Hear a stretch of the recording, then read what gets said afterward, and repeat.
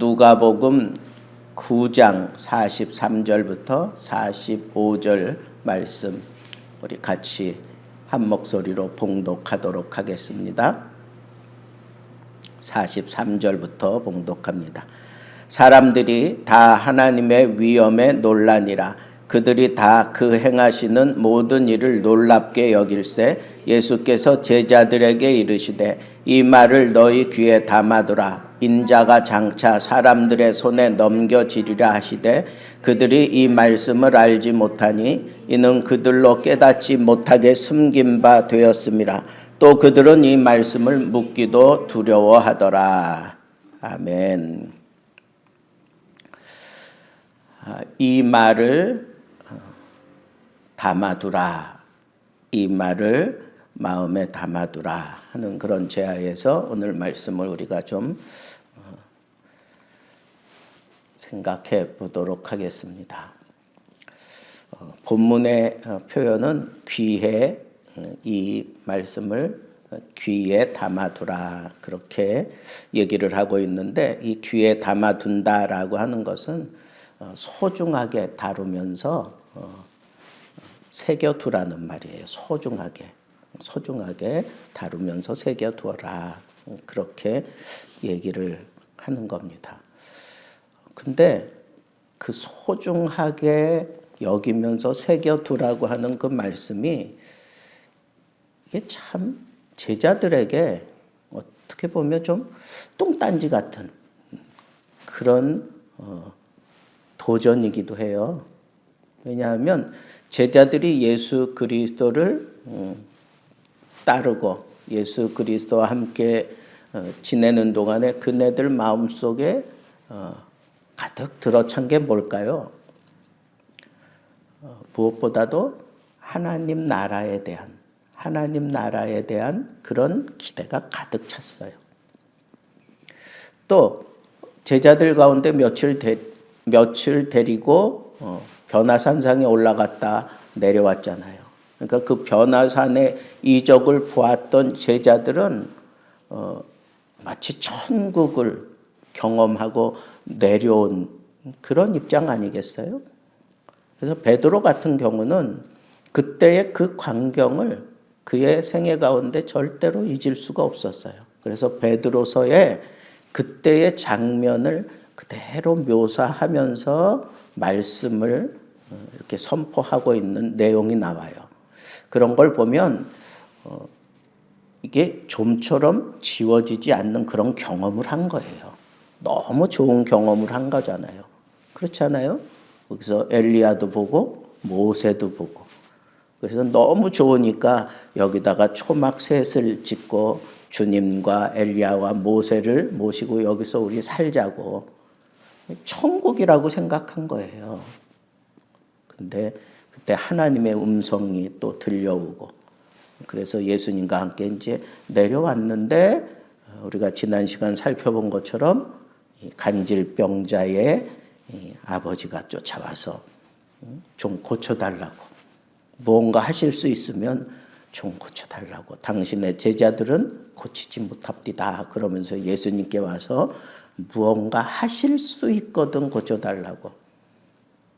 우리 예수님께서 뭐라 그랬어요? 할 수 있거든이 무슨 말이냐? 믿는 자에게는 능치 못할 일이 없다. 그런 말씀을 하면서 거기 모여든 모든 세대들을 향하여, 그 모든 사람들을 향하여 믿음이 없고 패역한 세대여 그러면서 우리 주님이 안타까워하며 변론에서 이 문제가 해결될 거 아니야?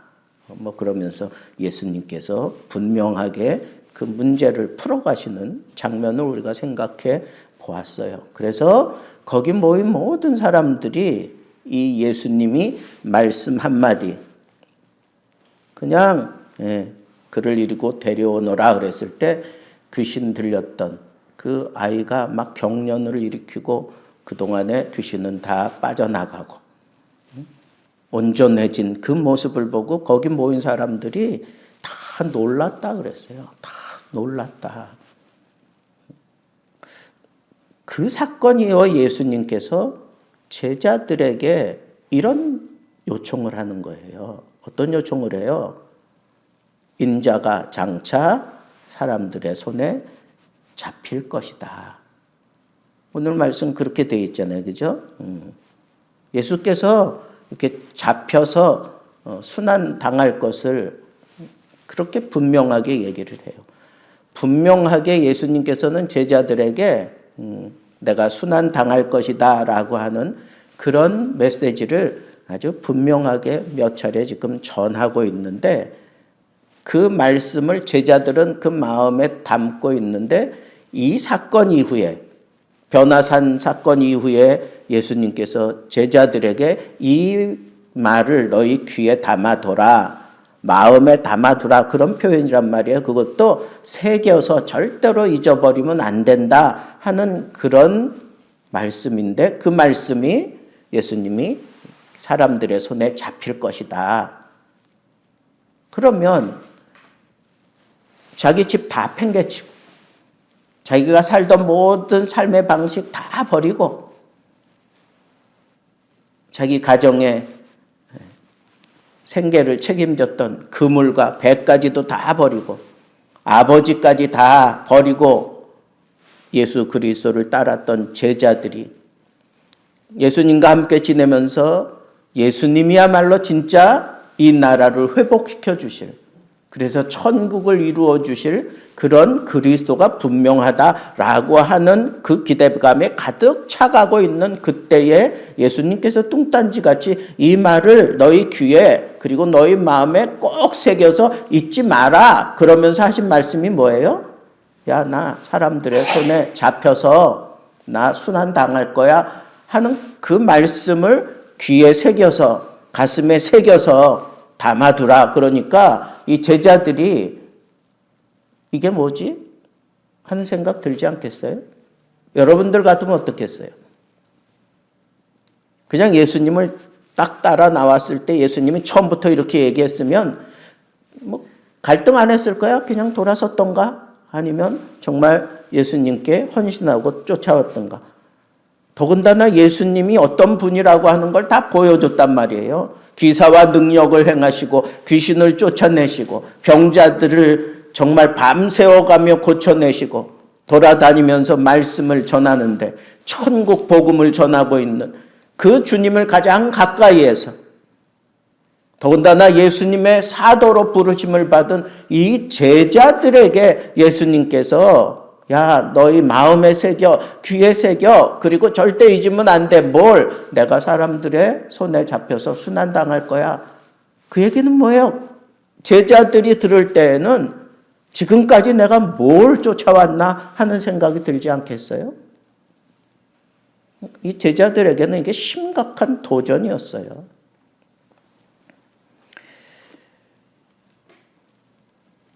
제자들조차 천국에 대한 잘못된 환상을 가지고 있었어요. 하나님 나라에 대한 왜곡된 의식이 제자들에게도 있었던 것을 우리가 알 수 있어요. 그래서 어머니까지 동원해가지고 그 어머니가 와서 예수님께 뭐라 그래요? 주님의 나라가 임하실 때 내 두 아들 하나는 오른편에 하나는 왼편에 앉혀달라고 그렇게 얘기하잖아요. 그러니까 이게 하나님 나라에 대한 환상이 다 잘못되어 가고 있는 거예요. 예수님을 가장 가까이에서 모시고 있는 이 제자들조차 이 하나님 나라에 대한 환상이 왜곡되어 있었던 것을 우리는 성경을 통해서 볼 수가 있어요. 주는 그리스도시요 살아계신 하나님의 아들이십니다 라고 그렇게 고백했던 베드로. 근데 예수님께서 순환 당할 것이다 그랬을 때 뭐라 그래요? 주여 절대로 그럴 수 없습니다. 내가 가만히 있지 않을 거다 이거죠. 또 제자들은 다 버릴지라도 나는 절대로 주님 버리지 않겠다고 그렇게까지 얘기를 했었어요. 그래서 예수님이 책망을 하잖아. 사탄아, 내 뒤로 물러가라. 그러면서 너는 하나님의 일은 생각하지 아니하고 사람의 일만 생각한다. 그런 책망도 들었어요. 자, 이런 상황들이 이게 다발적으로 일어나고 있는 상황 속에서 오늘 본문 말씀이 등장하는 거예요. 그러니까 단순하게 내가 순환당할 거야 그렇게만 얘기한 게 아니라 그간의 제자들과 쌓아왔던 이런 믿음의 흔적들, 이런 것들을 우리가 동시다발적으로 생각해 볼 때 이 제자들에게는 이게 상당히 큰 도전이었어요. 상당히 큰 도전이었다고. 하나님 나라에 대한 환상이 깨지는 순간이었어요. 그리고 내가 지금까지 예수님을 따라다니면서 헌신하고 못 먹고 고생하고 뭐 그러던 그런 모든 삶들을 돌이켜보면서 이건 내가 잘못 가고 있는 거 아닌가 하는 생각이 들었는지도 모르겠어요. 왜? 예수님이 새겨라. 너희 귀에 새겨 넣어라. 마음에 꼭 새겨서 이거는 잊으면 안 돼. 그렇게 말씀하시는 내용이 뭐예요? 한마디로 얘기하면 제자들이 가지고 있었던 그 하나님 나라의 환상이 와르르 무너지는 거잖아요.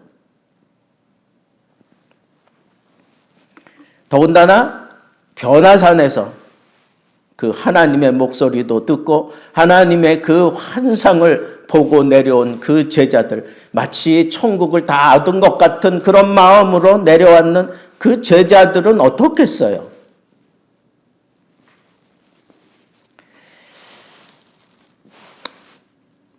저는 여기서 이제 우리가 주목해야 될 게 두 가지예요. 어떤 차원에서 주목을 해야 되느냐? 첫째는 예수님께서 이렇게 단순하게 말씀하시면서 다른 사람들의 귀에는 들리지 않았다. 다른 사람들의 눈에는 그게 보이지 않았어요. 다른 사람들에게는 이 말씀의 의미가 전달되지 않았어요. 감추어졌다 그랬어. 오늘 말씀에 보면 감추어졌다. 그러니까 여러분, 정말 하나님의 신비로운 영적인 은혜는 쉽게 얘기하지만 받지 못하는, 너무너무 쉬운 얘기인데 그걸 받지 못하는, 비밀에 담겨져 있는, 광산에 가서 삽질을 하고 막 뚫어대고 그러면서 그래야만 금을 얻는 그런 의식을 우리 주님께서 싹, 우리가 애를 쓰고 노력하고 막 발버둥 치고 씨름하고 그래야만 진리가 터득되어지는 게 아니라 하나님의 말씀이 그냥 들려져야 되는 거예요. 하나님의 말씀이 그냥 보여져야 되는 거예요. 하나님의 말씀이 그냥 믿어져야 되는 거예요. 그게 하나님 나라의 열쇠예요. 성경 스토리, 이거 초등학교 다니면 다 이해할 수 있어요. 모르는 것 찾아가면서 얼마든지 다 해석할 수 있어요. 그런데 왜 사람들이 못 믿어요? 왜 예수를 못 믿어요? 왜 천국을 못 믿어요? 하나님을 왜 못 믿어요? 감추어진 거예요. 감추어진 거예요. 여러분, 하나님 나라의 비밀은 그냥 들려와야 돼요. 그냥 보여줘야 돼요. 그냥 믿어줘야 돼요. 이 얘기는 무슨 얘기예요? 하나님 나라의 문은 사람들이 여는 게 아니야. 하나님이 열어서 보여주는 거예요. 하나님이 열어서 보여주는 거예요. 그래서 시편 기자도 그렇게 얘기하잖아요. 내 눈을 열어 주의 법에 기이한 것을 보게 하소서. 하나님이 나를 열어서 보게 해달라고 그렇게 고백하잖아요. 그게 맞는 거예요.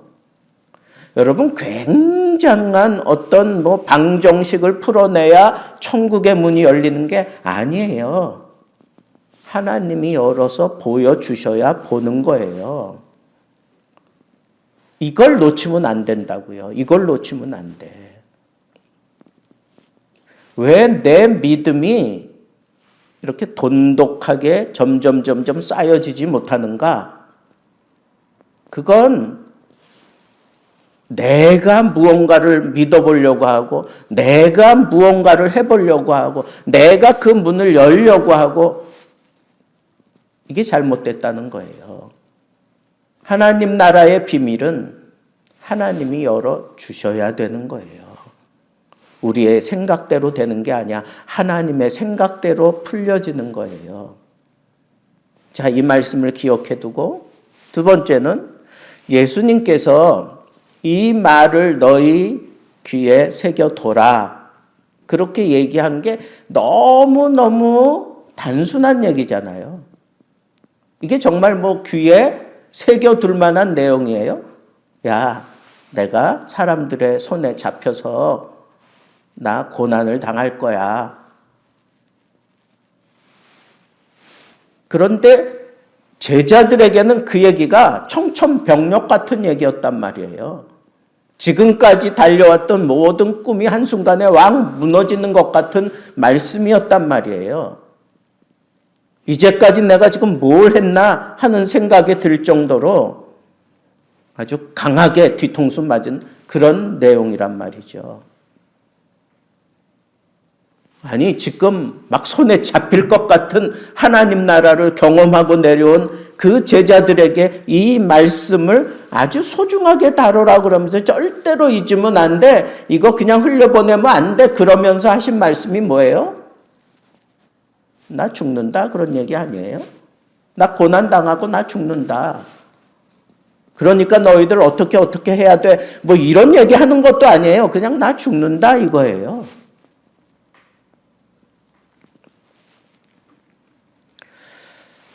인자가 장차 사람들의 손에 넘겨지리라. 제자들은 심각한 그런 환상이 깨지는 그런 말씀이에요. 지금까지 제자들의 그 사역에 대한 확신이 그냥 한순간에 와르르 깨지는 것 같은 그런 아픔이 분명히 있고 혼란스러운 상황에 빠질 수도 있는 그런 말씀이었어요. 그런데 예수님께서 왜 이렇게 너희들 귀에 새겨 넣어라 그렇게 얘기했을까요? 그만큼 중요하다는 거잖아. 그죠? 그 제자들의 생각으로는 이거 자기들 그 어떤 정체성을 다 무너뜨리는 것 같은 그런 말씀을 하는 거고, 이건 말도 안 되는 상황을 지금 예수님께서 우리 앞에 펼치는 거다 생각하는데 새겨 넣어라 그렇게 얘기하는, 아주 소중하게 잊어버리면 안 돼라고 하면서 분명하게 하시는 말씀이라 그러니까 이 제자들은 정말 혼란스러웠을 것 같아요. 근데 이게 정말 소중한 말씀이지 라고 그렇게 생각했기 때문에 제자들이 그 자리에서 자기 자리에서 이탈한 제자들은 없어요.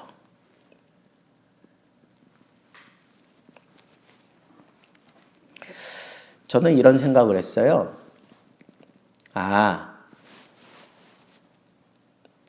그 당시 모든 사람들이 다 기대하는 천국은 고난을 통과해야 얻는 거다.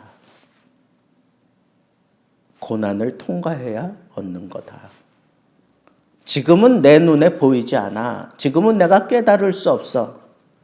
그런데 예수님이 저렇게 말씀하신 데에는 분명히 어떤 뜻이 있을 거야.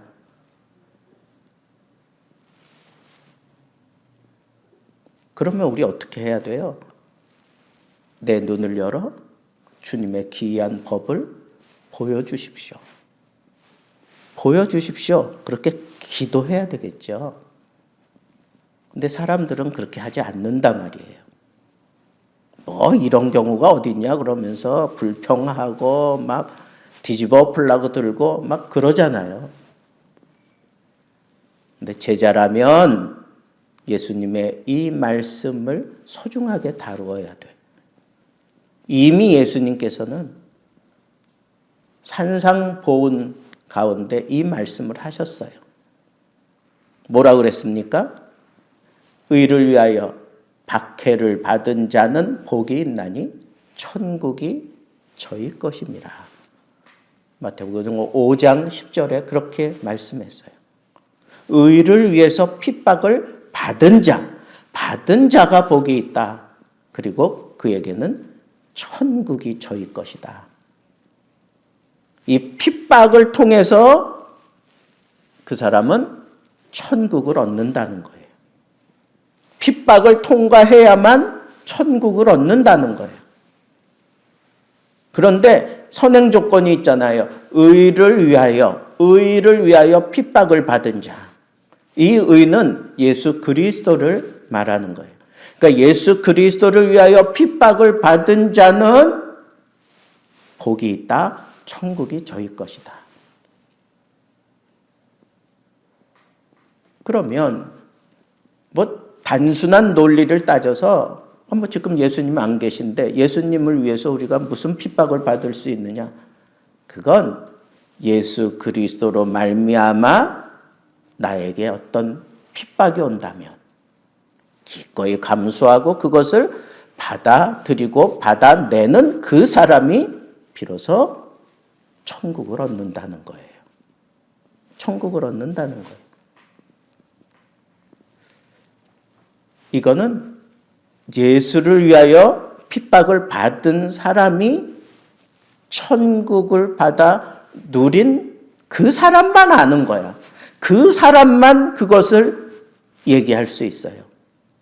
경험 없이는 천국에 대해서 모르는 거예요.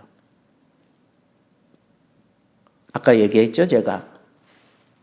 그냥 믿어져야 된다고. 그냥 볼 수 있어야 된다고. 그냥 들려줘야 된다고. 하나님이 열어서 다 보여주는 거예요.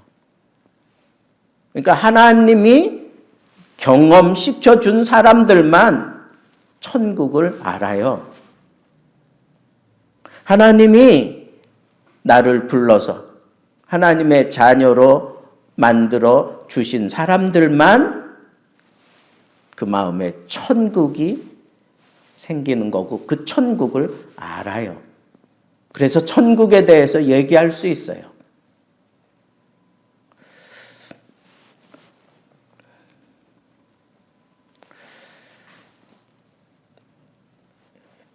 여러분, 천국은 누가 뭐라 그래도 하나님이 열어서 보여주는 자만 천국을 누리는 거예요.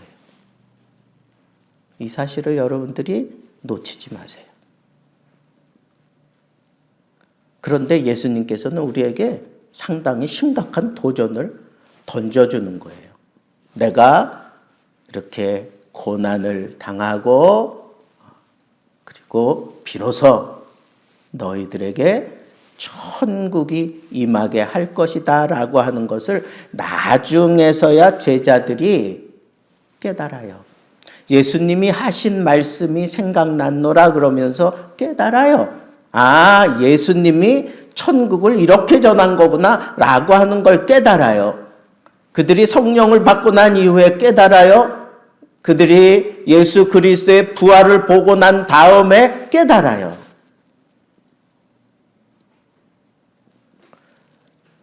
여러분, 그러면 우리도 이런 도전 앞에 있다고 말씀할 수 있어요. 어떤 거냐 하면 예수 그리스도를 위하여 우리가 지금 핍박받는 그런 상황이 생길 수 있어요. 예전에 이 공산 치하에서 혹은 일제시대 이럴 때 순교하신 장로님들, 목사님들 많았어요. 그죠? 그럴 때 그런 심각한 고난과 그런 고문을 당하고 그러면서 끝까지 그 믿음을 지켜갔던 순교자들이 있어요. 주기철 목사님 같은 경우 모든 사람들이 다 신사 참배했어요. 일본 그 신사에 참배를 했다고 목사들도 그랬어요. 부끄럽지만 우리 교단의 목사들도 다 그랬어요. 한경직 목사님조차 자기는 신사 참배했던 그런 부끄러운 목사올시다 그러면서 자기 고백을 하잖아요. 말년에. 그럴 정도로 모든 사람들이 그 총칼 앞에 다 무너지고 하나님을 배반했다고요. 근데 끝까지 배반하지 않은 그런 순교자들이 있어요. 감옥에 들어갈지라도 신사 참배 안 하고 끝까지 그 믿음 지켰던 사람들이 있어요.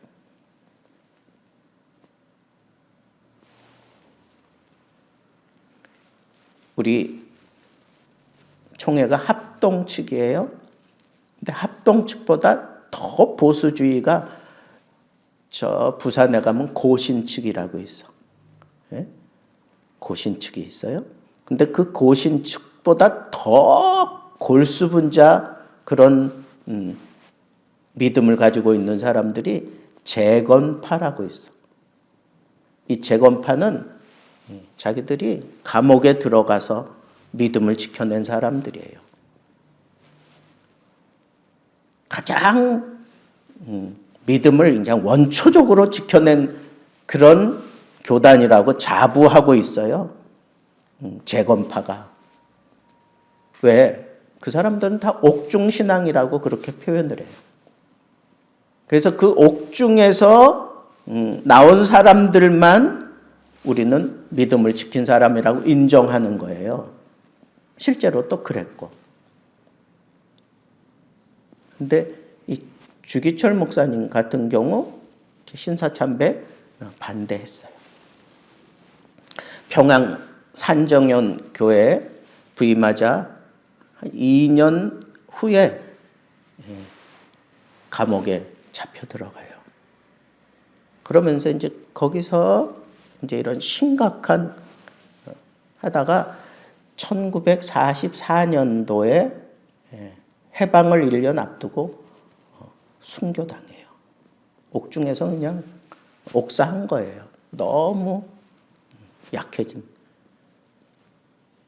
그런데 더 유명한 일화가 있어. 그게 뭐냐 하면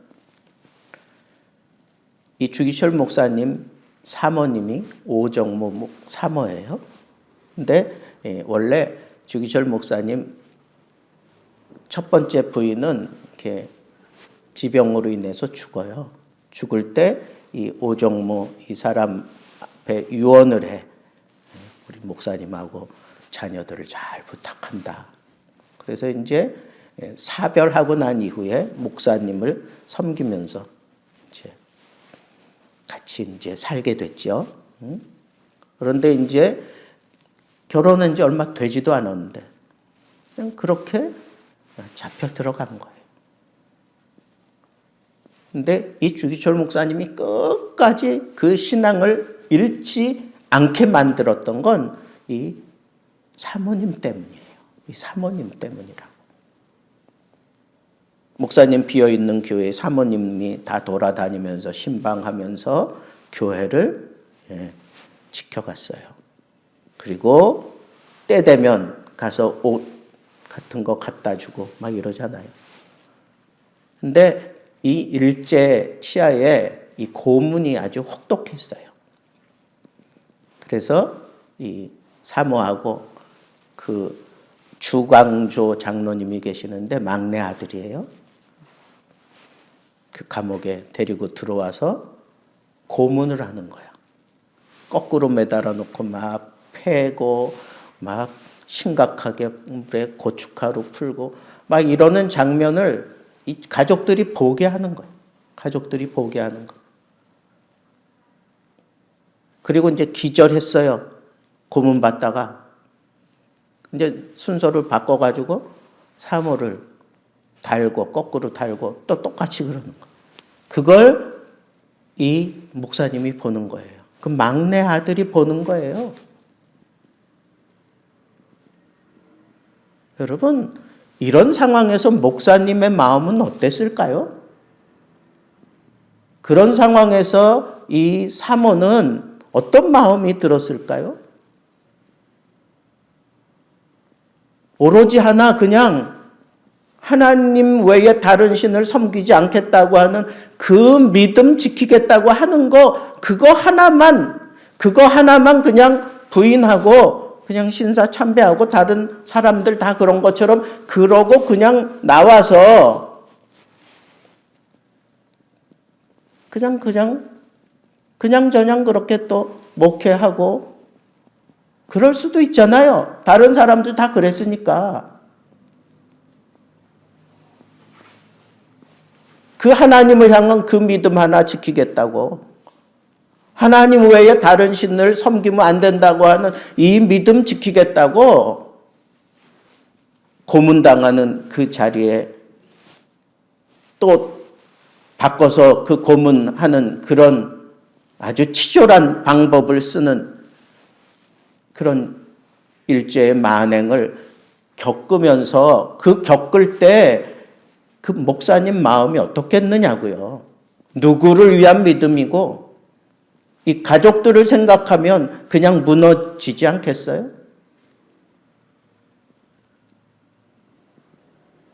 근데 나중에 이런 일화가 있어요. 이제 마지막이라고 생각하고 목사님께 이 추운 겨울 잘 지내라고 그러면서 이제 따뜻한 옷을 만들어서 이제 전해주면서 사모가 생각할 때 목사님이 많이 약해질 것 같고 좀 그럴 것 같으니까 아주 심각한 얘기 한마디 하고 나왔어요. 목사님, 이 감옥에서 죽으라고. 그게 할 소리예요? 지금까지 믿음 지켜왔고 믿음 지키다가 죽으라고.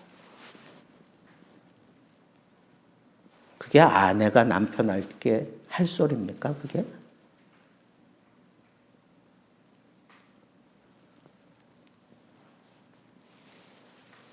해방되고 난 다음에 난리 법석을 떨었어요. 응? 순교자다, 별 그냥 호칭을 다 불러가면서. 그래서 김일성 장군이 이 어마어마한 돈을 보내준 거예요. 그 집에. 응? 민족의 어떤 굉장한 지도자 이런 것처럼 막 축혀 세우면서 그 사람들의 표를 얻기 위해서 막 그런 일을 했어요. 어마어마한 돈을 가져왔어. 그거면 평생 가족이 먹고 살아. 근데 이 사모가 왜 하나님 외에 목사님을 우상으로 만드느냐고 거절했어요. 그 광경을 그 어린 막내가 보면서 주광조, 지금 이제 장로님이 돌아가셨나 하여튼 그 장로님이 너무너무 야속한 거예요. 저 돈이면 우리 편안하게 살 수 있는데. 자녀가 자기 위로도 셋이 더 있거든요. 아주 편안하게 살 수 있는데.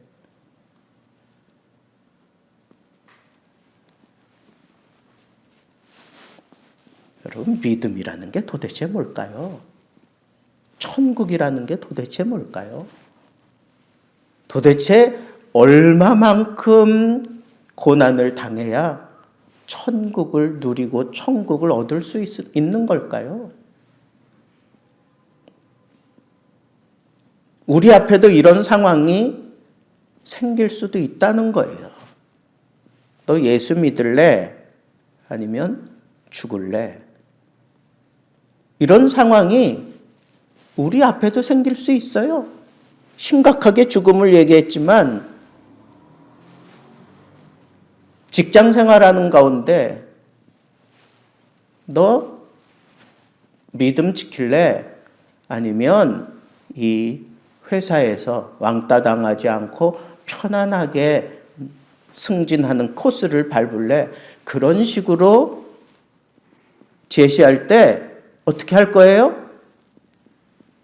그때 말씀이 생각나지 않겠어요? 믿음을 포기하지 말라는 그런 말씀 생각나지 않겠어요? 하나님의 말씀 들었던 그 말씀들이 내 속에서 올라오지 않겠어요? 내가 읽으면서 은혜 받았던 책에 놓았던 그 말씀들이 막 나에게 달려들지 않겠어요? 그러면 안 돼. 너 그러서는 안 돼. 하나님 외에 다른 것을 내 마음에 두면 안 돼. 당장 손에 잡히는 이 편안함, 당장 내가 누릴 수 있는 이 이익, 이거 포기한다는 게 정말 부끄러운 일인 것 같고 정말 미련한 짓인 것 같은 그런 생각이 들 때 여러분 어떻게 할 거예요? 정말 포기할 수 있어요? 그냥 내 속에 심겨진 그 말씀, 아직 증명되지 않은 그 말씀, 그 앞에 여러분들이 서 있다고 생각해 보세요. 내가 이런 일을 경험하고 난 이후에 누가 또 거기에 대해서 물어오면 왜? 한번 겪었으니까 그 이후에 이 말씀대로 하나님이 어떻게 해 주시는 것을 경험한 사람이라면 과감하게 그거 잘라내고 지킬 수 있어요. 그러나 아직 이루어지지 않은 사실에 대해서 여러분들이 도전을 받을 때 어떻게 할 거냐고요? 어떻게 할 거냐고요? 근데 그런 도전을 해올 때 아예 백지장같이 아무 생각이 없는 사람, 그 사람은 무너지기 쉬워요. 왜? 말씀이 그 사람을 깨우고 말씀이 그 사람에게 도전을 주고 말씀이 그 사람을 흔들고 그 말씀이 그 사람을 붙잡고 가는 그런 하나님의 놀라운 역사가 일어나지 않는 한 그 사람은 자기 이익 포기하지 못해요. 이 괴로움, 이 고통 내가 기꺼이 받아들이지 못합니다. 저는 여기서 아주 단순한 진리를 깨달았어요. 그게 뭐예요? 하나님의 말씀이 내 속에 있고 어떤 심각한 상황들이 전면적으로 내 모든 상황들이 다 한꺼번에 뒤집어지는 것 같은 그런 상황에 놓였을 때 아직 내가 경험하지 못했지만 이 말씀이 살아서 내 마음속에서 올라오고 나를 주장하고 내게 용기를 주고 내가 그런 결정을 하게 만드는 그런 힘을 발휘하는 그 말씀은 내 귀에 새겨둔 말씀이야. 내 마음에 담아둔 그 말씀이에요. 그 말씀 때문에 이겨내는 거야. 그 말씀 때문에 결단을 내리는 거예요. 나라의 운명을 바꾸었던 그런 역사 성경에도 나와요. 이스라엘 민족들이 다 몰살당할 위기에 있었어요. 그때 에스더에게 모르드게가 얘기합니다. 너 왕에게 가서 이런 상황을 다 얘기해라. 왕이 부르기 전에 왕비가 찾아가면 왕이 호를 내밀기 전에는 그 사람은 그냥 죽은 거예요.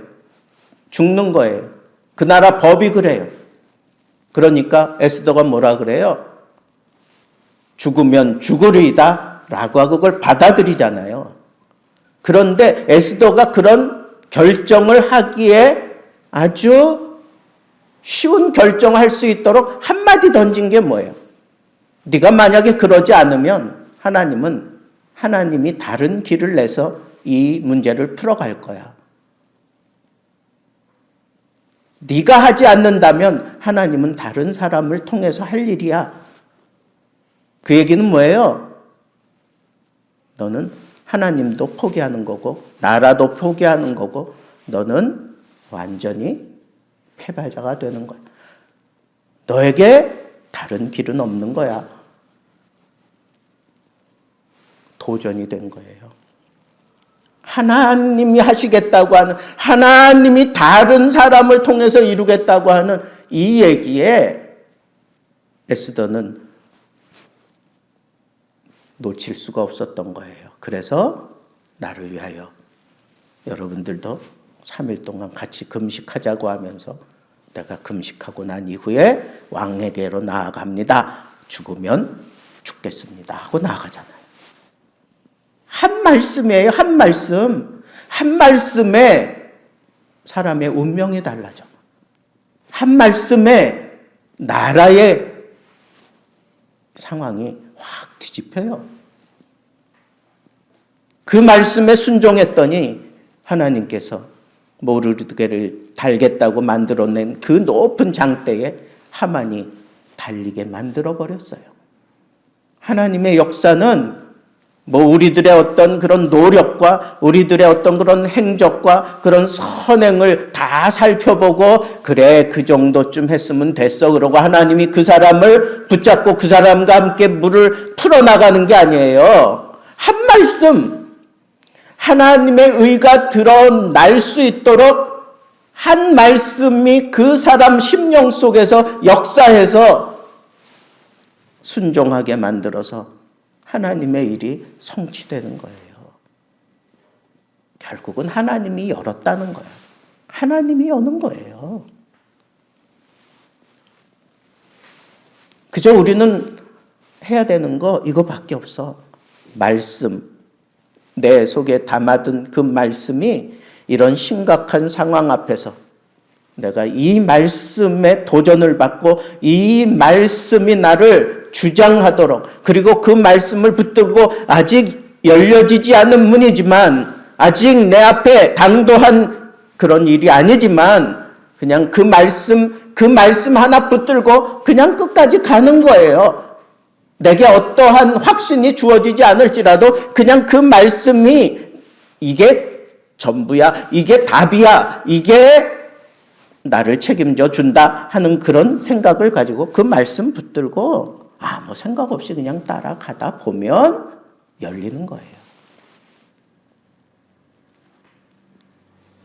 여러분들이 여러분 인생 가운데 이런 심각한 문제들이 생길 때 여러분들 심령 속에서, 여러분들 이 뇌리 속에서 눈을 돌렸는데 갑자기 어떤 상황을 보고 말씀이 툭 떠올라오는 거, 그게 하나님이 내 귀에 새겨두고 내 마음에 새겨두었던 그 말씀이 떠오르게 만들었어요. 그러면 그거 붙잡고 순종하고 가세요.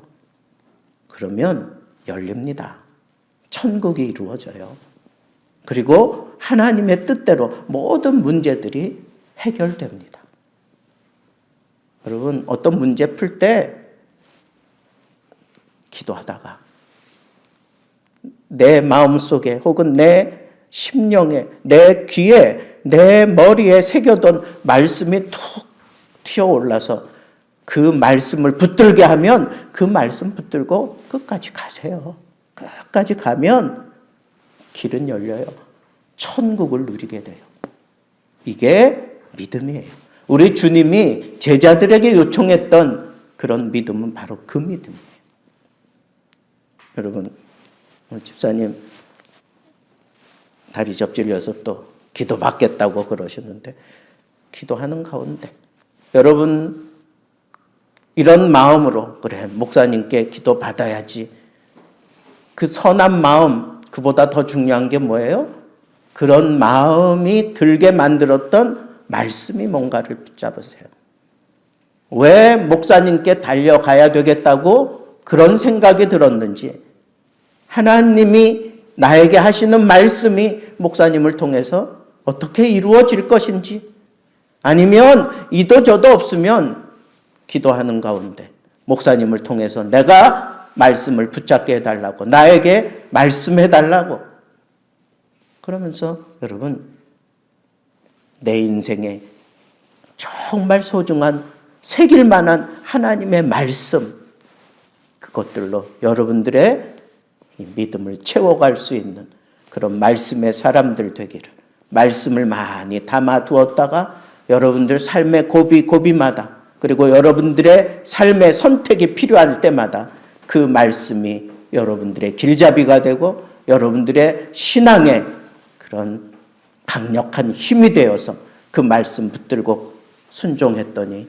천국이 이루어지고 하늘이 열리고 그리고 내가 경험하지 못했던 그 모든 것들, 내가 그냥 소망했던 것, 내가 하나님 앞에 기대하는 그런 모든 일들이 여러분들 삶 속에 이루어지고 경험되어지는 그런 멋있는 믿음 생활하게 되기를 우리 주님의 이름으로 축복합니다. 기도하겠습니다.